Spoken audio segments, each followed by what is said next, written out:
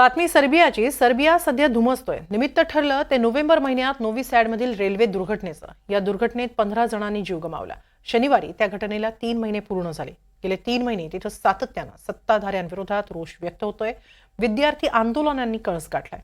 अखेर गेल्या मंगळवारी पंतप्रधानांनाही पाय उतार व्हावं लागलं. पाहूया नेमकं काय घडतंय सर्बियामध्ये.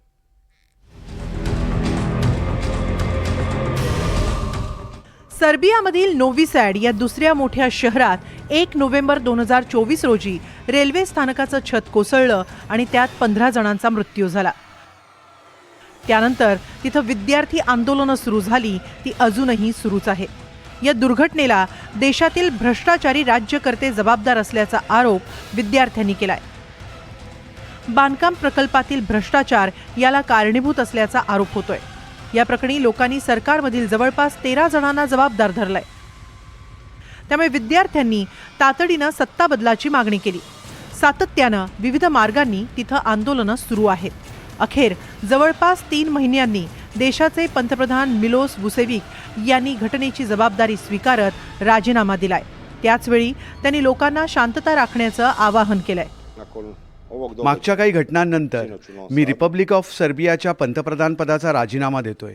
मी राष्ट्रपतींचं या मुद्द्यावर सविस्तर चर्चा केली आहे. आम्ही प्रत्येक मुद्द्यावर बोललो आणि अखेर त्यांनी माझा निर्णय स्वीकारलाय. आम्हाला ज्या लोकांनी निवडून दिलं त्यांच्या प्रती आमची काही जबाबदारी असते असं मला वाटतं. त्यामुळे मी राजीनामा देतोय. या मुद्द्यावरून समाजात नागरिकांमध्ये मतभेद होऊ नयेत अशी माझी इच्छा आहे. सर्वांनी शांतता राखावी आणि देशातील समस्येवर शांततापूर्ण मार्गानेच तोडगा काढू. नोव्हेंबरमध्ये झालेल्या दुर्घटनेनंतर सर्बियातील वातावरण चांगलंच चिघळतंय. यात मुख्यतः रडारवर आहेत ते राष्ट्रपती अलेक्झांडर वुचिच. वुचिच यांच्या एकाधिकारशाहीला कंटाळून सर्बियामध्ये जन आक्रोश वाढल्याचा दावा होतोय. अलेक्झांडर वुचिच यांचे युरोपियन युनियनमध्ये सर्बियाच्या समावेशासाठी प्रयत्न सुरू आहे. त्यामुळे सर्बियाचं स्वातंत्र्यच धोक्यात येत असल्याची भावना नागरिकांनी व्यक्त केली आहे. तसंच मागील निवडणुकांमध्येही राष्ट्रपतींवर अनियमिततेचे आरोप झाले होते. तर सध्या सुरू असलेल्या आंदोलनांना उत्तर म्हणून राष्ट्रपती वुचिच यांनीही त्यांच्या समर्थकांची रॅली बोलावली. देशातील मध्यवर्ती शहर असलेल्या जागोडिना शहरात ही रॅली काढण्यात आली. वुचिच यांच्या समर्थकांनी मोठ्या प्रमाणात यात सहभाग नोंदवला. वुचिच यांनी त्यांच्या विरोधकांवर जोरदार निशाणा साधला.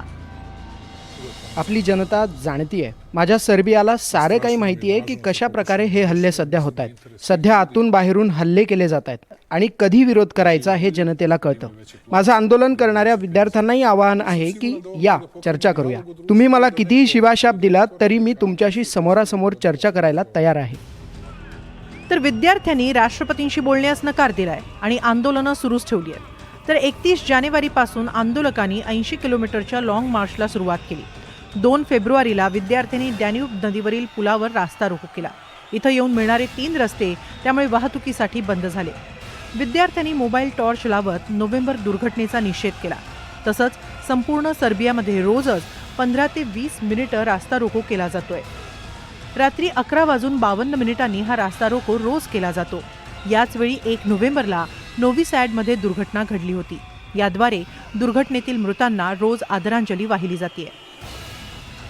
दरम्यान सततच्या निदर्शनांमुळे सर्बियामधील अनेक व्यवसाय बंद झालेत.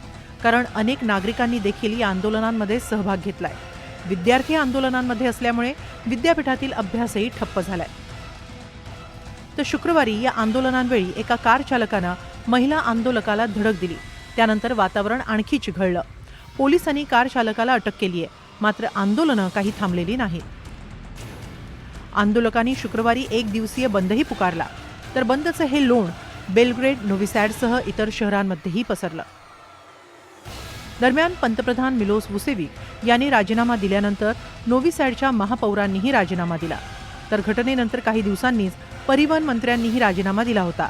मात्र त्यांची तुरुंगातून काही दिवसांतच सुटका झाल्यानं घटनेच्या चौकशीबाबतच संशय व्यक्त होतोय.